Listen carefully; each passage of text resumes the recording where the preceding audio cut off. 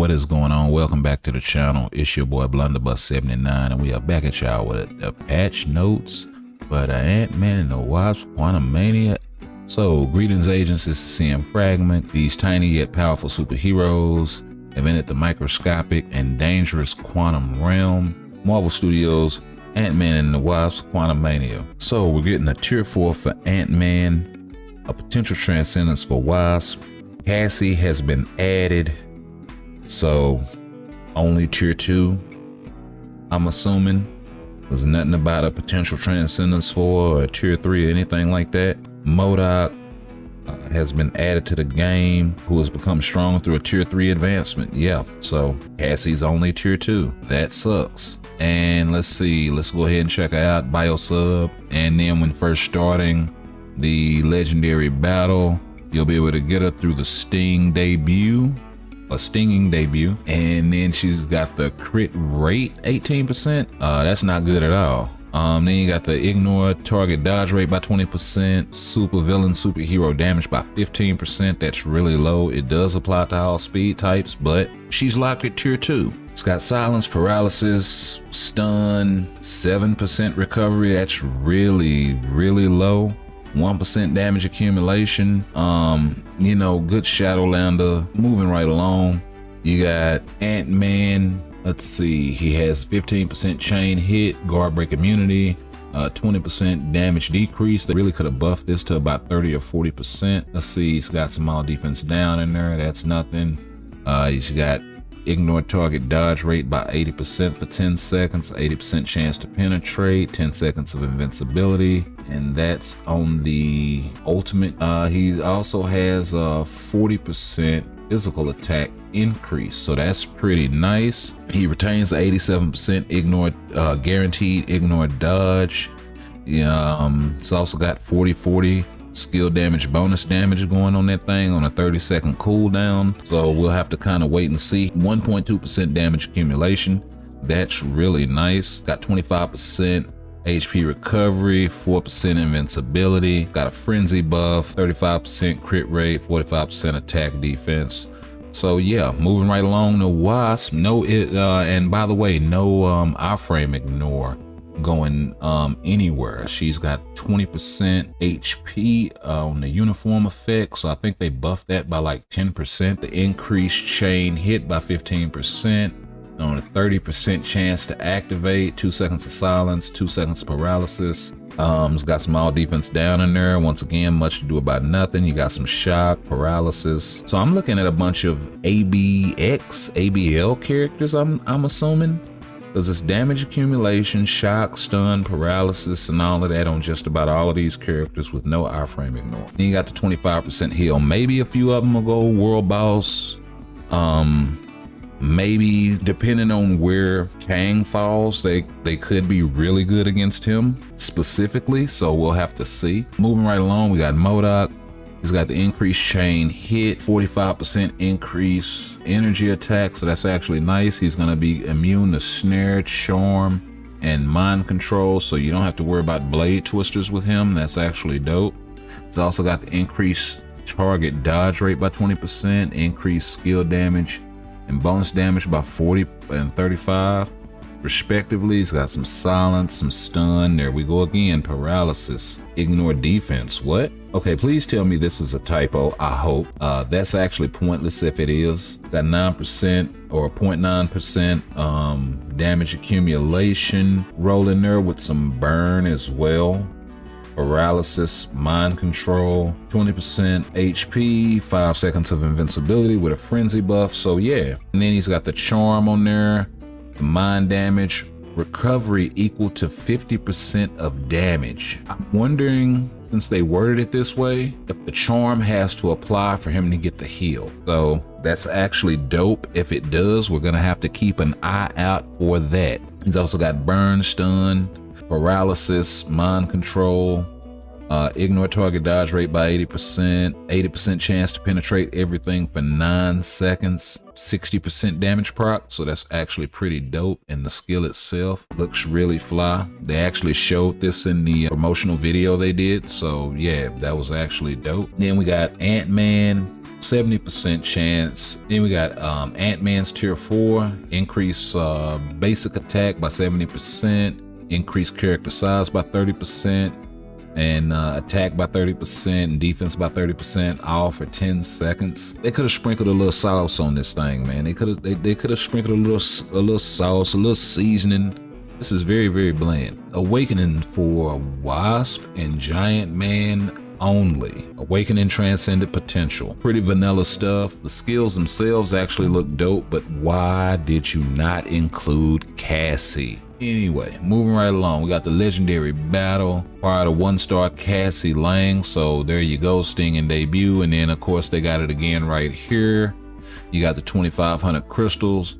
Then you got a CTP of Insight in here, a 4-star artifact for Wasp, icon for MODOK here, and of course the potential ticket and some crystals. Anyway, CTP of Insight, special icon for MODOK, second potential Transcendence. So this is a second potential Transcendent. Rapid Wings artifact, and 6-star comic card chest. Some CCF Awakening Crystals, bios for Ant-Man. So moving right along, we got the guided quest here. Very important stuff. So the changes that are coming to guided quest are as follows. The progress count for guided quests has been changed. So basically what this means is they're giving us an extra guided quest to get an additional tier 3 character. So if you don't have all of these characters that are available in the guided quest unlocked at tier 3, you'll be able to do so, which is actually pretty dope for mid, intermediate, low spending, free to play players and new players. If you already got all the characters at tier 3, then you know, but if you don't, then you're able to kind of fill in that gap. That'll actually help in things like timeline for crystals and things of that nature. It'll also help your farming for tier 3 and tier 4 materials. So really, really dope right here, especially coming in right before, because we got the anniversary right around the corner in a few months. So this is another free tier 3, right? Let's see. So just to get into it, agents who have completed the tier 3 guided quest once before the update can also progress the tier 3 guided quest once after the update. So if you haven't completed the guided quest at all, then you'll be able to do it twice. If you have completed the guided quest, you'll be able to do it an additional time. You got the 50% discount for Ant-Man, so he's going to be $875. And then of course they're changing the amount of missions that you have to do from 60 to 30, and then from 90 to 40. So really dope. And then they're changing the level that you need to unlock the guided quest. Before it was complete 1-1.